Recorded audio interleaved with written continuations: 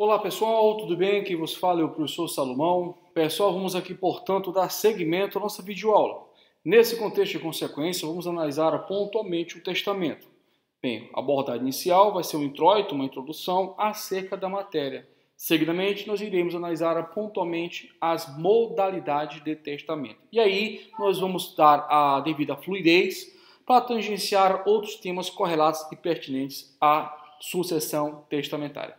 Nesse sentido de consequência, pessoal, eu queria primeiramente apresentar para vocês um conceito trazido por um importante jurista brasileiro, Flávio Tartuccio, a qual remeto inesgotável respeito diante da sua inteligência, da sua habilidade didática de expressar o seu pensamento nas suas obras. Ele traz para nós aqui, pessoal, pontualmente um conceito de testamento. Olha que a posição dele aqui, bastante clara, bastante dedutível. Vamos lá. Então, segundo Flávio Tartuccio, testamento é um negócio jurídico unilateral, personalíssimo, revogável, pela qual o testador faz disposições de caráter patrimonial ou extrapatrimonial para depois de sua morte. Trata-se do ato sucessório de exercício da autonomia privada por excelência. Bem, de toda maneira, toda consequência, nós podemos dizer que o testamento, pessoal, é um ato de disposição de última vontade do testador, no caso pontual de cujos, visando que ocorra a transmissão de bens seus que não venham, pessoal, a atingir a legítima. Veja que, pontualmente, essa transmissão de bens é designado, portanto, quem são os beneficiários do testamento. Sequencialmente, o testamento, pessoal, ele visa sempre em prol dos herdeiros testamentários e de legatários. Sequencialmente, os efeitos nascem a partir da ocorrência do fenômeno causa-morte. O testamento, assim, pessoal, não é um contrato, nem é, na mesma essência, um ato unilateral. Pelo contrário, o testamento ele é um negócio jurídico unilateral, personalíssimo e não receptício. Assim sendo, eu remeto a atenção para vocês a disciplina dada ao artigo 1858, que diz o seguinte: o testamento é ato personalíssimo, podendo ser mudado a qualquer tempo. Sequencialmente, o artigo 1857 diz o seguinte: toda pessoa capaz pode expor por testamento da totalidade de seus bens ou de parte deles, para depois de sua morte. Mas, olha só, para primeiro a advertência: a legítima dos herdeiros necessários não poderá ser incluída no testamento. Então veja, ele pode expor todos os seus bens que compõem seu acervo patrimonial. Show de bola. Mas jamais, poder herdeiro, jamais pode atingir a legítima. Bem, dando seguimento, portanto, o testamento não é um contrato, não é um ato unilateral, é típico negócio jurídico personalíssimo e não receptício. O que significa dizer que é não receptício, pessoal? Bem, ele é dito não receptício porque ele produz efeitos desde o momento em que ele manifesta a sua vontade.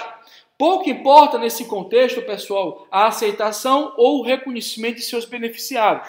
Agora vejam, no que tange ao testamento, o herdeiro testamentário e o legatário, sendo os beneficiários das disposições de última vontade indicadas consignadas nos testamentos, eles podem perfeitamente renunciar à herança e o legado. Isso não lhes impede. Mais uma vez, reforço a atenção ao princípio da legalidade, que diz que ninguém será obrigado a fazer ou deixar de fazer alguma coisa se não for em virtude de lei. Está no artigo 5º, inciso 2 da nossa Constituição. No que tange à renúncia de herança e de legado, remeto a atenção nessas aulas anteriores, em especial a disciplina dada nos artigos 1804 e seguinte, bem como do artigo 1897 e seguinte, tá? Peço que o caríssimo aluno remeta a sua atenção a esses dispositivos, inclusive as aulas anteriores nesse contexto. Bem, então, entendido que é um negócio jurídico unilateral personalíssimo. Por que personalíssimo? Porque somente o testador, somente o de cujos, né, em vida, ele pode testar.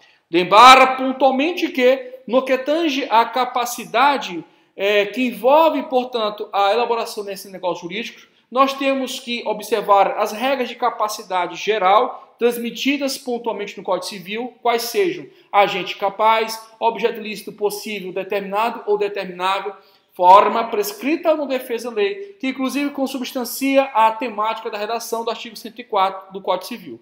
Beleza. Mas na mesma atuada e mesma consequência e essência, nós temos que ter em mente também que existe a capacidade especial para atestar, prevista pontualmente no artigo 1860 do Código Civil. Bem, nós já vimos falar da capacidade especial para atestar, mas nós vamos revigorar o conhecimento, em razão da especificidade do tema. Então, nós já vimos tratado acerca da capacidade especial para atestar, mas nós vamos revigorar, represtinar, reverberar a matéria, o assunto para vocês. Bem, de toda maneira e toda consequência, nós sabemos, mais uma vez pela terceira vez, que o testamento é o que, gente? Um negócio jurídico unilateral, personalíssimo e não receptício, em que pode o testador autorizar como seu ato de última vontade, pessoal, cláusulas e que tangenciam matéria de ordem patrimonial e extrapatrimonial. Repito, o testamento ele pode invocar matérias de ordem patrimonial e também extrapatrimonial. Nesse sentido de consequência, todas as aulas anteriores foi a temática, a óptica pontual da temática patrimonial. Ou seja, tratamos de herança e tratamos pontualmente de legado. No que tange ao legado, nós vamos nos dedicar agora, né? No próximo encontro vai ser só um material de legado, tá? Que realmente, confesso, eu tenho aqui, portanto, de me remir com vocês. De fato, eu não havia trabalhado o tema, até porque não era o momento adequado. Mas então veja, então pontualmente o testamento ele pode expor matérias de ordem patrimonial, como também exortar, falar, tratar, dispor matéria de ordem extrapatrimonial. Destaco para vocês pontualmente o que envolve o reconhecimento da paternidade, tema bastante interessante a nível de provas gerais e sempre reverbera a atenção de todos. Nesse sentido e consequência, eu cito claramente o artigo 1610 do Código Civil, que trata pontualmente do reconhecimento da paternidade. E deixa bem claro que não pode voltar atrás aquele indivíduo, né, mesmo não sendo pai de sangue, por assim dizer, no neologismo não sutil, mas razoável, rasteiro, ou seja, aquele indivíduo que tem sua relação afetiva e reconhece a paternidade. Então, se ele reconheceu, já era. É seu filho e seja abençoado essa relação pai-filho ou mãe-filho, ou mãe-filho, etc. Bem, nesse sentido de consequência, o artigo 1610 nos transmite de forma categórica tal informação. Olha o que diz. O reconhecimento não pode ser revogado nem mesmo quanto feito em testamento. É algo sacramentado, né? Vem de sacro, né? Significa dizer pontualmente que existe toda uma solenidade irretratável. Não pode reconhecer a paternidade, agora é para frente. Você é pai, você é mãe dessa criança. Beleza? Nesse sentido de consequência, pessoal, eu queria, portanto, revigorar a matéria no que tange o artigo 1000. Peraí, o HD parou. 1800. Ah, sim. O HD cansou. 1857, lembrei. No artigo 1857, vamos aqui voltar a revigorar o parágrafo 2º do dispositivo. Olha o que diz. São válidas as disposições testamentárias de caráter não patrimonial, ainda que o testador somente a elas se tenha limitado. Beleza, pessoal? Tranquilo? Boa? Então veja que o testamento é um negócio jurídico não receptício, de conteúdo personalíssimo, né? Ele é emanado, portanto, com o intuito personal de indicar pontuais herdeiros, pontuais legatários. E pode haver disposições de natureza patrimonial e extrapatrimonial. Aprimorando o conhecimento, inclusive citado pela importantíssima referência, que é o Flávio Tartucci, o testamento pessoal, ele emana categoricamente o viés da autonomia privada. Ele emana categoricamente o viés da autonomia privada. Agora, pessoal, nós temos uma mania muito grande de dizer que, em razão do artigo 421, só a autonomia privada é emanada no aceito dos contratos, né? Isso é um profundo ledo engano. A autonomia privada está em toda a égide do direito privado, tá? Sob pontuais peculiaridades, Quando há uma manifestação de vontade livre, consciente, informada, desembaraçada e dotada de boa-fé, nós temos, sem sombra de dúvidas, de forma categórica, translúcida, nós temos a emanação da autonomia privada. Nesse sentido de consequência, são requisitos de validade de todo e qualquer negócio jurídico: agente capaz, objeto lícito possível, determinado ou determinável, forma prescrita ou no defesa em lei. Então, a validade do negócio jurídico requer agente capaz, objeto lícito possível, determinado ou determinável, forma prescrita ou no defesa em lei. Lembrando pontualmente, pessoal, que toda pessoa é capaz de direitos e de deveres na ordem civil. Ixi, está lá em cima. Embora. Toda pessoa é capaz de direitos e deveres na ordem civil. Então, aqui, ó, toda pessoa é capaz de direitos e deveres na ordem civil. Mas veja, isso aqui é a consagração da capacidade de direito. Todos nós temos. Até uma pessoa dita incapaz, reconhecida, portanto, por decisão de sentença, a sua incapacidade, ele tem capacidade de direito. E nesse contexto de consequência, nós temos que lembrar que a pessoa, mesmo relativamente incapaz, pode testar. Que, inclusive, pessoal, a idade para testar é a mesma idade núbio, ou seja, 16 anos de idade. Artigo 1860. 1860. Bem, olha o que diz o dispositivo: além dos incapazes, não podem, repito, não podem, mais uma vez, não podem testar os que, no ato de fazê-lo, não tiveram o que, gente? Pleno discernimento. Pleno discernimento. Pessoal, tivemos pontualmente um caso interessante aqui na nossa cidade, em São Luís do Maranhão, pontualmente um caso de uma pessoa testou, mas ali estava movido por alta emoção, de depressão, de tristeza, né? E, nesse sentido de consequência, reverbera a atenção que a pessoa tem que ter pleno discernimento. Pleno discernimento, porque senão, pessoal, vai invocar, portanto, aos demais herdeiros um questionamento judicial. Porque a pessoa tem que ter pleno discernimento, plena manifestação de vontade. Qual seja, pessoal? Livre, consciente. A pessoa tem que estar consciente do que está fazendo. Não pode estar com depressão. Livre, consciente, informada, desembaraçada, não pode ter coação, não pode ter dolo. Desembaraçada e dotada de boa-fé objetiva, que é a boa-fé clássica, inclusive os contratos. É a boa-fé objetiva. Bem, senão eu vou estar folhando muito aqui o vadimeco, mas tá bom. Nesse sentido de consequência, mais uma vez trago para vocês um sutil conceito, tá? Que transmite a ideia de testamento. Testamento, só um instantinho.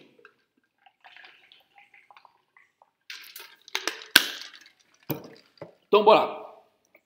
Testamento, portanto, pessoal, é um negócio jurídico unilateral, personalíssimo, não receptício, em que autoriza ao indivíduo testador dispor matérias de ordem patrimonial ou extrapatrimonial ou extrapatrimonial, nesse sentido de consequência, dando, portanto, o revigoramento da autonomia privada, dando, consequentemente, a transmissão para aqueles indivíduos em que ele quer, portanto, beneficiar-se dos bens que compõem seu acervo patrimonial. O testamento ele não pode ultrapassar em nenhum momento, é sagrado, é sacramentado a legítimo. Então, 50% de todo o acervo patrimonial dele deve, portanto, compor o direito dos herdeiros necessários. Então, não pode haver essa maculação, essa ruptura da questão da proteção da legítima. Bem, de toda maneira, o testamento é um negócio jurídico benévolo, gratuito. Vale pontuar essa referência.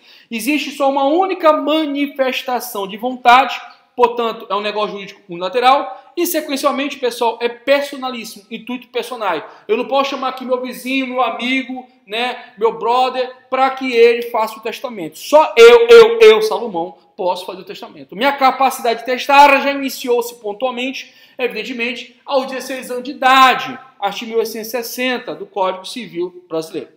Bem, nessa medida e consequência, você pode encontrar aí algumas questões e, pontualmente, nesses livros mais direcionados para concurso, a expressão capacidade testamentária ativa, que faz referência à conjugação dos artigos 1860, 1861, que nada mais, nada menos é a pura ideia de capacidade de testar. É porque a questão de concursos gosta de complicar o meio de campo. Mas a bola está contigo, o gol está na tua frente. Bem, nesse sentido e consequência, nós temos que lembrar que a capacidade de testar pontualmente é a capacidade que surge a partir do momento em que o indivíduo relativamente capaz tendo o seu pleno discernimento, ele pode perfeitamente, pessoal, testar. Gente, para pensar, se um relativamente incapaz pode decidir quem é o presidente da República, por que não pode testar? Para pensar. Bem, nesse sentido e consequência, o sistema jurídico brasileiro, ele veda categoricamente o testamento conjuntivo. Que troço é esse, professor? Artigo 1863. Ele veda categoricamente o testamento conjuntivo. Pessoal, imagina a seguinte situação. Vamos supor que você chegue para o seu colega e diz assim, olha, meu amigo, vamos nós dois fazer esse testamento. Ou você diga o seguinte, olha só, amigão, eu vou fazer um testamento e uma parte desses bens vai para seu filho e uma parte dos seus bens vem para o meu filho. E nós vamos fazer tudo isso no mesmo documento. Pessoal, isso é vedado, é proibido. É proibido, portanto, o testamento conjuntivo, seja simultâneo, recíproco ou correspectivo. Professor, mas existe mais hipóteses? Existe. Em momento adequado, nós vamos analisar cada uma delas. Senão, o vídeo vai ficar longo. E vários alunos me pediram para não passar de 20 a 30 minutos. Pediram até 20 minutos. Quero ver se chega pelo menos nessa etapa, de 30 a 20 minutos. Porque realmente é muita informação. Então, é vedado categoricamente o que, gente? Todo e qualquer testamento conjuntivo. Aquele que, portanto, pessoal, ele viola a ideia de o testamento ser personalíssimo. E aí vamos ver pontualmente, pessoal, as questões que suscita o testamento conjuntivo. Nada mais, nada menos do que analisar pontualmente que ninguém pode, nesse sentido, substituir o testador. Ninguém pode, um terceiro pode substituir o testador. Mas nada impede que haja um terceiro para cumprir a vontade do testador. Veja que o testamento, sendo ele personalíssimo, designando pontualmente os bens àqueles em que ele quer beneficiar, significa dizer de forma contrária que terceiro possa aplicar, fazer a vontade concreta do testador. Imagina pontualmente a seguinte situação: o indivíduo morre, tem um testamento, e ele deixa categoricamente que uma pessoa de sua confiança vai ser o testamenteiro. Então veja, não pode haver a ruptura do caráter personalíssimo do testamento, mas nada impede que seja designado testamenteiro. Tudo bem? Nós vamos ver ainda essa matéria pontualmente em momento adequado. Nesse sentido de consequência, vou ter que ler novamente o artigo 1858, mas antes de mais nada, o testamento, pessoal, ele pode ser revogado a qualquer tempo. Cara, olha o tanto de informação. Primeiro, testamento é um negócio jurídico que, gente? Unilateral, personalíssimo. Sequencialmente, pessoal, ele pode expor o que, gente? Bens, direitos. Ele pode, inclusive, determinar o reconhecimento de paternidade, ou seja, atinge a esfera patrimonial e extrapatrimonial. Nessa mesma medida e consequência, o testamento ele é um negócio jurídico unilateral, não receptício, porque os efeitos do testamento eles produzem por si só. O que vai acontecer é o seguinte: é o cara chegar e olhar assim, rapaz, eu quero receber essa herança ou não quero? Ele faz ali o jogo de cintura, se ele quer ou não. Mesma coisa legatário. Veja que herança, nós vimos isso no início do curso, não tem nada a ver com legado. Tá? Então, no testamento pode expor, inclusive, de legados. Então, ele pode, o indivíduo, olhar, rapaz, não quero esse legado não quero, não interessa. Então, veja que por mais que ele seja não receptício, significa dizer pontualmente que o indivíduo ele pode negar o direito condizente aos bens indicados no testamento. É sempre um negócio jurídico benévolo, gratuito, unilateral, como eu já havia dito para vocês, e personalíssimos, e nesse sentido de consequência deve ter bem claramente a observância de um requisito específico de capacidade, uma capacidade de interesse especial, que é a capacidade de testar. Você pode encontrar em provas a expressão capacidade testamentária ativa.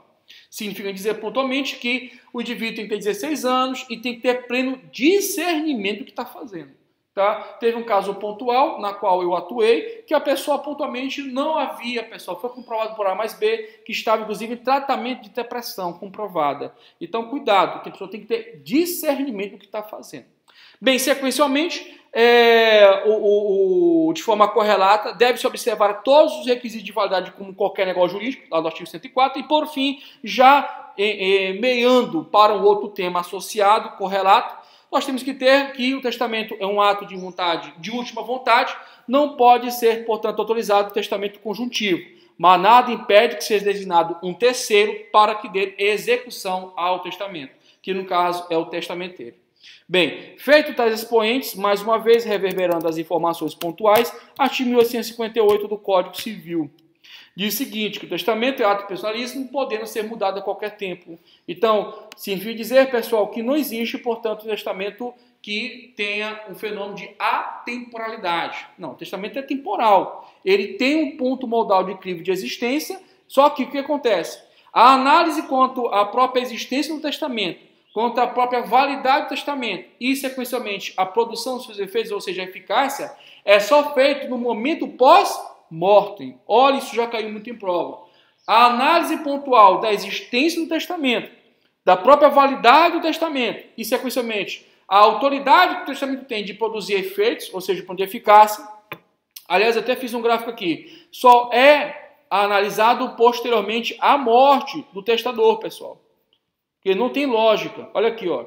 Então, veja, o testamento ele tem existência, categoricamente. Testamento público, cerrado, particular, marítimo, aeronáutico, militar. Nós temos aí o testamento, ele existe. Evidentemente, migra-se para o plano de validade. Sequencialmente para o plano de eficácia. O questionamento que tangencia-se quanto à existência, validade e eficácia opera-se, pessoal, opera-se depois da morte do testador, do decújo. Portanto, nesse sentido e consequência, não vamos confundir arroz com feijão. Bem, pessoal, dando seguimento, deixa aqui bonitinho para a gente operar. Show de bola. Bem, o que eu fiz aqui, então, quadro de remissões, né, para a gente não ficar tão perdido aí, no caso vocês. Bem, nesse sentido e consequência, eu acredito que já reverberei bastante ponto nesse sentido. Pessoal, um ponto importante aqui ainda na matéria, que ainda tangencia o testamento, aliás, vou voltar aqui para cá, que é mais fácil, é o artigo 1610. 1610, é isso, 1610. Bem, que é a questão do reconhecimento da paternidade. Né? Reconhecida a paternidade, pessoal, não pode ela ser revogada. Tá? O indivíduo ele tem a discricionalidade de reconhecer ou não a paternidade. Agora, se for pai, vai ser pai, viu, bicho? Não tem foca, não. Mas se ele tem a prerrogativa de dizer claramente, ó, esse é meu filho, essa é minha filha, ele pode. E também da maternidade. Ela é minha filha, ele é meu filho. Tá beleza? Só que o que acontece, pessoal? Não pode haver uma retificação. Ele pode até ratificar, mas retificar o testamento de tal maneira que, mesmo que o testamento ele possa ser substituído por outro testamento, né, contemplando as suas disposições, revogando as disposições anteriores, como qualquer negócio, né, gente? O que vai acontecer se ele reconheceu a paternidade ou ela reconheceu a maternidade, já era. Está feito, está sacramentado. E, inclusive, pessoal, a jurisprudência do STJ, coloquei para vocês, inclusive, julgados nesse sentido, a possibilidade plena, pessoal, do chamada paternidade por piedade. O que é isso?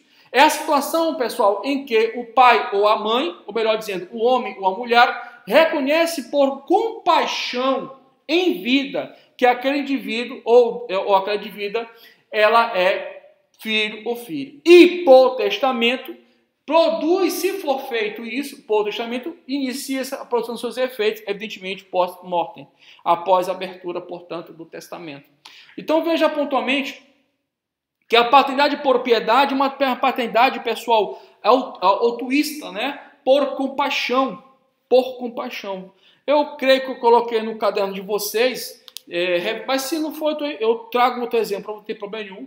Mas a situação pontual de um funcionário de uma empresa, né, por longos anos atuando, e aí o chefe, né, o dono da empresa, reconhece ele como filho, pela forma do que ele trata, pelo amor dado, respeito, dedicação, e aí reconhece pontualmente como filho. É, portanto, a paternidade por piedade. Ou, sequencialmente, já é mais comum nas questões, a situação pontual do indivíduo que encontra uma criança, pontualmente, e aí os pais categoricamente não querem, estampadamente não querem, não reconhecem, está bagunçado, e aí ele vê uma pobre, ingênua alma precisando de apoio e amor, e aí um sentimento cristão, um sentimento de bondade, de amor, ele concede o reconhecimento. Então ele faz segundo a lei, por piedade ou compaixão. No meu ponto de vista, faz por amor. Bem, nesse sentido e consequência, se bem que tudo está interligado, né? Compaixão e amor está no mesmo leque. Mas, no meu ponto de vista, é amor, que é maior, mais pleno. Bem, de toda maneira, com consequência, a paternidade por piedade ou por compaixão tem reiterados julgados. Eu, salvo engano, coloquei na matéria de vocês 2 julgados. Um bem antigo e um mais recente. Aí eu não lembro se é 2016, 2017, aí você revigora a atenção e dê uma olhada pontualmente, tá bom? Finalizando nesse sentido de consequência, pessoal, para finalizar esse introito a Sacro Testamento, categoricamente o artigo 1790, o próprio STF, o STF, tá certo, Salomão? Ele reconheceu a sua inconstitucionalidade em sede de controle difuso de constitucionalidade em 2 recursos extraordinários, o 646.721 e, sequencialmente, o recurso extraordinário 878.694, ou melhor dizendo, 646.721 e, por fim, o recurso extraordinário 878.694. Só um instantinho, gente.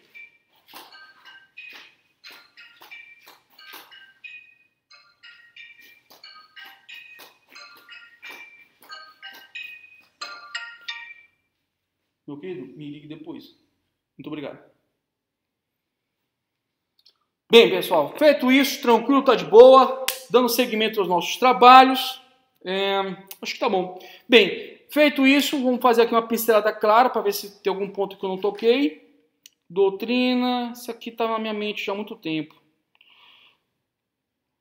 Maternidade, irrevogável, piedade, jurisprudência. Pessoal, eu coloquei aqui um julgado pontual, eu pensei que eu tinha... Deixa eu ver se eu coloquei o mais recente.